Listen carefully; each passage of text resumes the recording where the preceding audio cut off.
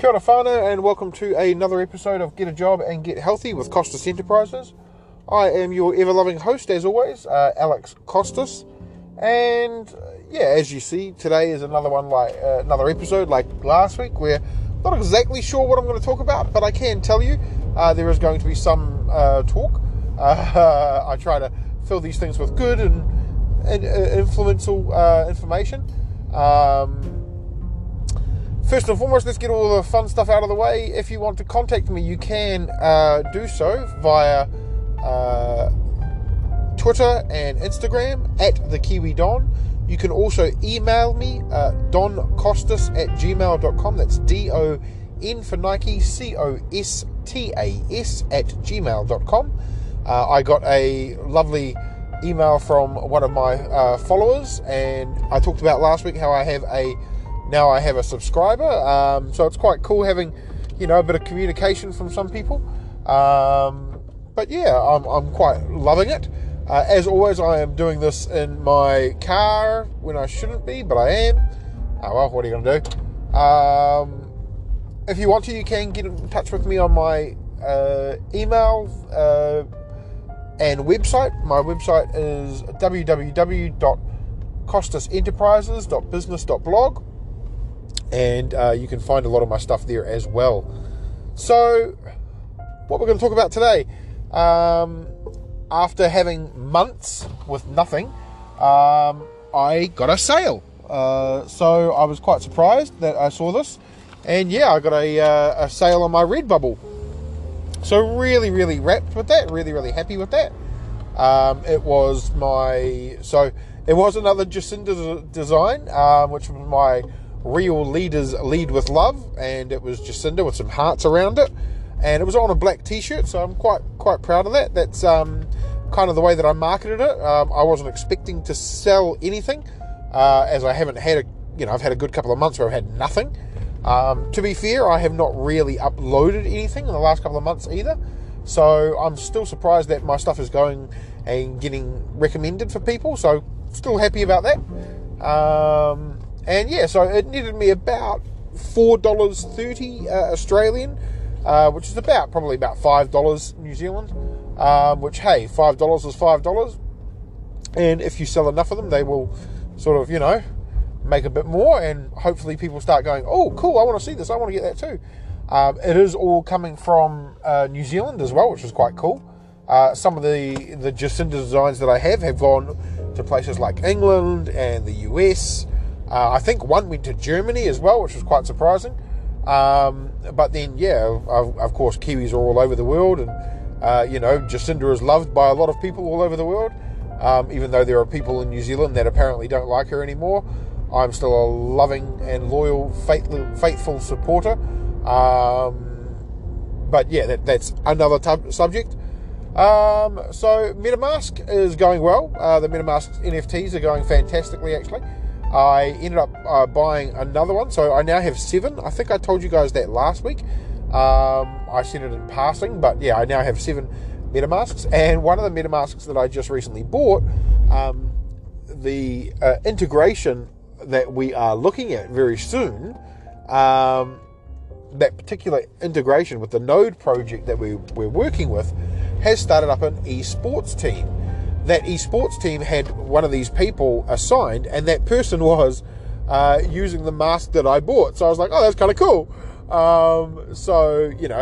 Granted, they're not supposed to be and all that sort of fun stuff, but, considering I just bought the mask that day, I figured this was in the background anyway. But very, very cool, and very, very happy to see that going along. And the MetaMask NFT space is doing well. Still a great community, obviously. We are looking at getting through some things. There have been some changes, like some of the things that are now no longer really available, unfortunately, due to people not being able to buy enough and minting enough. They did originally have a whole lot of competitions that were due. Those have been sort of sidelined for now, and which is fair enough. I mean, we all understand that. Like, unfortunately, this is a minting project of 6,666, originally down from 10,000. and at the moment only sort of 400 or 500 and something have been minted. So you can't expect the organisation to bring money out of their own pockets to sort of gift of funding of, when they're not supposed to. Some things are still in there. At the moment, the minting 2-for-1 is still really good. That is my plan. I do want to do that, but that does mean minting about close to $500 to $600, and that's not including gas. It's a bit of a bugger, but it is something that I am sort of being mindful of and wanting as well. So yeah, it's. I think it's going to be one of those situations where it will still, like when we do actually get passive in there, it is going to be huge. And I do believe still quite deeply in it as well. I am still trying to get to my 10 masks because that is the goal.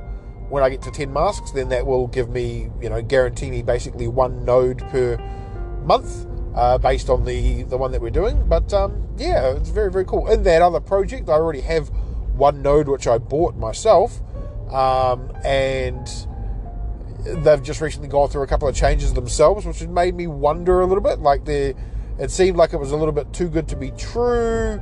They've now switched it up, and then while they were switching up their system, they made a couple of changes, and it looks like some of the community were against the changes, basically going, "Oh, this should happen, this shouldn't happen," and all that sort of thing. I'm still quite new to it, so I'm okay with waiting and learning more about it. I think it is a way of generating a bit more money for the project themselves, which is fair enough. Like, you got to realize that in order for them to do what they want to, they actually have to generate some income as well. So the way that they were doing that, they were only really getting a portion of what when people buy new nodes, and when they sell nodes, of course. This is more now affecting the claiming of nodes as well. So yeah, it's a bit of a bummer, I'm not going to lie, but at the same time, it's not at the point where I'm like going, "Oh God, that's not going to work." Rah rah rah rah rah.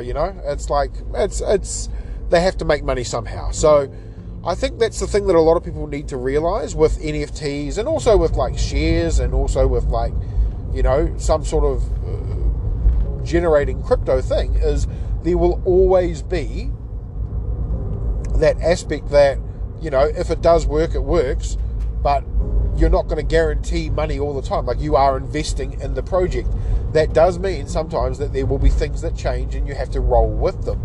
I think enough people need to learn this, especially like with the MetaMask things. Like, we've got a lot of people that are woke and are actually clear about this stuff, know about this stuff, so they understand it. But then there are definitely people within the community, you can tell that they don't really see the potential. They don't see that you've got to have, like, it's the old, you've got to have money to make money. It's like, well, that is true in this aspect. So yeah, there is another project that I am looking at. If their price came down, their ETH price came down, I would seriously consider it a bit more. It's basically a project where you buy an NFT, and that NFT helps raise money for Bitcoin mining, and you get a percentage of what Bitcoin has been mined. And they are predicting sort of like, if they sold out, everyone would get $1,000 by the end of the year.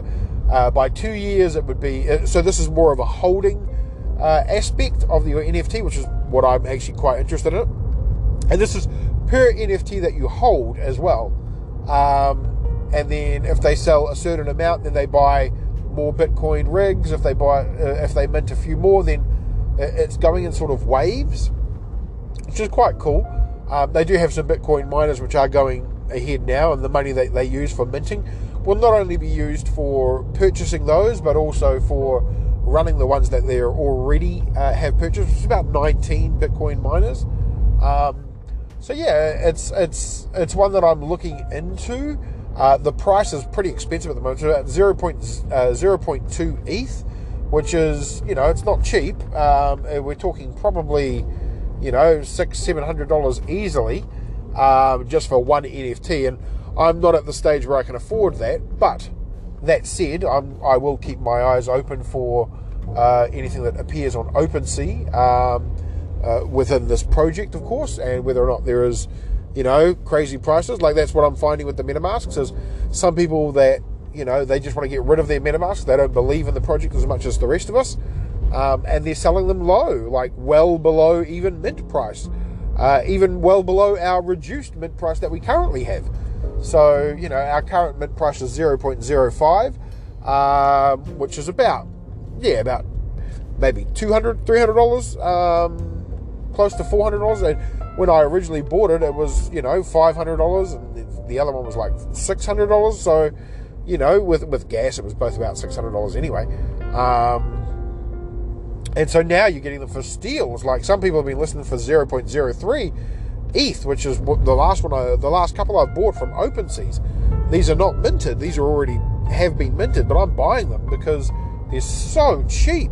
It's like $80 US, and then not including gas. Like, it's about $200, and that's worth it, considering at the end of the day, for every mask you hold, you're going to be getting one of this token from the node project that we're working with. Like, yeah, it's to me, if you're not going to hold, list it low and I'll fucking buy it. Like, it just makes sense to me, because I believe. And yeah, that's the other thing.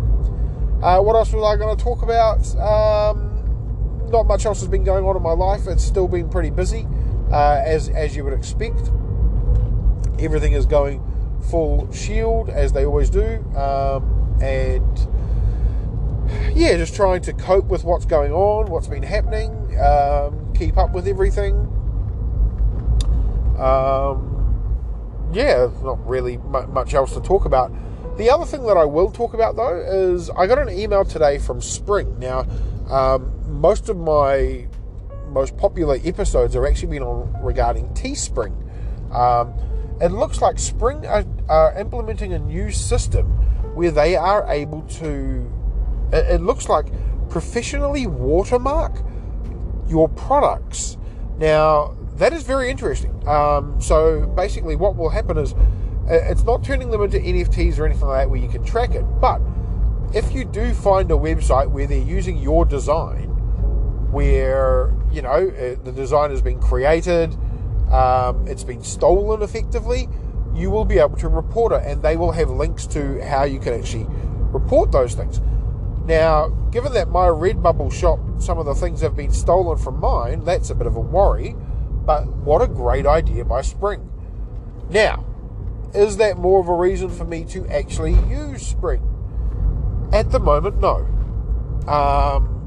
I do like the idea, and this is all in beta, so I think they are still, they are mentioning it to people, but not really mentioning it to people. But yeah, it's a way of you basically, so your design will have sort of a TeeSpring watermark that can be then tracked, so that if you identify it, they can find it for you through a Google search, and then from there you will be able to go, this site has stolen my design, and they will, now it doesn't say that they're going to give you the resources to say, hey, look, you need to stop this, but they're going to give you some websites that you can click and link to that can stop others from using it. Now, I believe it does do a search itself, but the search that it does other marketplaces. For example, it could be searching Redbubble, it could be searching Amazon merch, it could be searching all of these other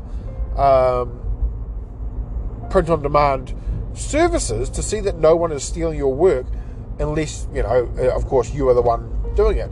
Now, whether that adds an exclusivity to TeeSpring for selling your products, that is the question. So, it's like if you've got a shop on Spring, and then you've got a shop on Redbubble, you've got a shop on print-on-demand, like just Shopify sort of thing.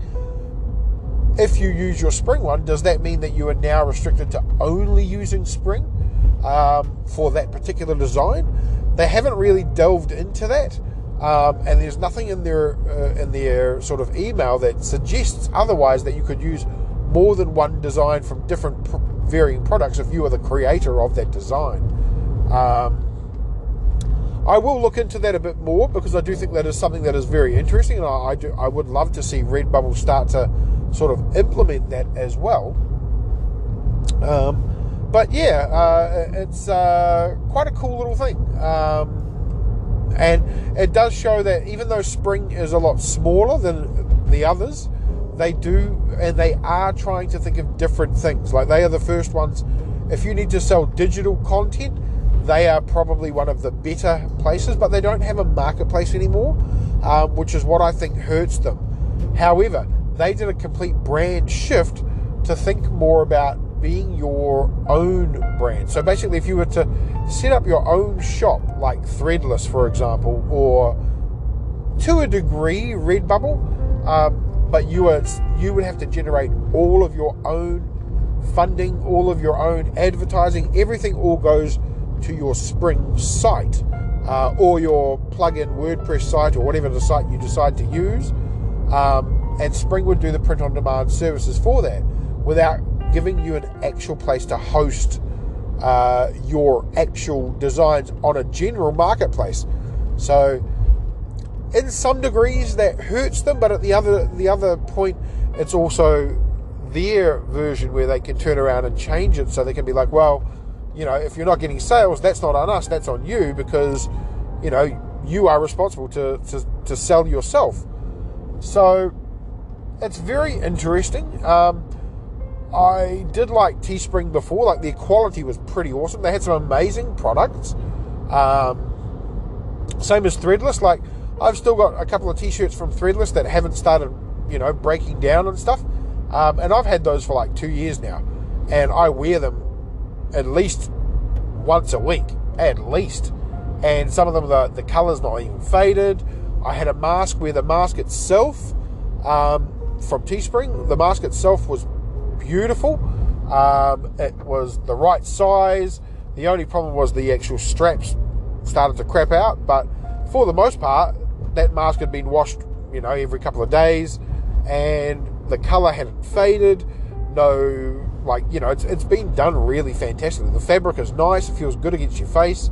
The Redbubble masks, I'm going to be honest, are pretty shit compared to the TeeSpring masks. But now you can't get those TeeSpring masks unless you build your own shop around that. They did have some very cool things that they were introducing as well, which I think if they had had that marketplace, it would have been so much better. Like, they've got key rings that you can create, hats that you can create where they're stitched and all that sort of stuff. So there's definitely some there was definitely some advantages to what Spring were doing, but then they stopped doing what they were doing, and they sort of said, right, you got to create your own shop. You have to host your own shop as well. So they will, it's basically turned themselves into more of a, you create your own Shopify shop, but you pay the premium TeeSpring prices for the products. So the problem with TeeSpring versus something like a Printify or Shopify, if you have a Printify or Shopify, like, you can pay a lot less for the manufacturing and the shipping of the actual product, as opposed to TeeSpring, who, even though, yes, the quality of their products are good, you're only getting a minuscule amount. And you can set your own prices, but, when a hoodie costs like $19 normally, and, you're making a 2% increase from that, and your hoodies automatically start jumping up massively, like, there's just no point. That's where Redbubble was quite good, because Redbubble, the prices in general for a lot of the manufacturing were a lot less than TeeSpring. Threadless was ridiculous for that sort of stuff anyway, because even though the stuff on Threadless was really good quality for t-shirts and stuff like that, the problem with Threadless was quite simply that they didn't have a place for you to put your margin. So you had a 1%, and it was like you couldn't change your actual margin. So yeah, it was a bit of a bummer. But yeah, it is what it is. I mean, there are other print-on-demands out there which I haven't tried. Society 6, for example, TeePublic, all of those sorts of ones as well. And one day I will check them out. I'm more focusing on the NFT stuff that I'm doing at the moment. So yeah, it's going to be really interesting to see how everything is shaping up in that space. Shares have taken a bit of a dive, but my ETFs and my managed funds are doing actually okay. But other than that, yeah, I'm doing pretty well myself. I hope everyone else is doing well. Hopefully everyone is keeping safe and dry. It's starting to get a bit wet and wild around Wellington at the moment. We're getting like major rain coming very shortly. So yeah, it's going to get very, very wet very, very quickly. So hopefully you're staying dry, staying clean, and most importantly, staying safe, because yeah, we know that COVID is still out there. There's new variants all the fucking time. So yeah, it's a bit of a worry. But as always, everyone, I will probably cut it off there. It's been quite a nice episode. Hopefully I have a bit more information to talk to you guys about next week. But other than that, guys, I hope you have a fantastic one. As always, I love you guys. And as always, good luck.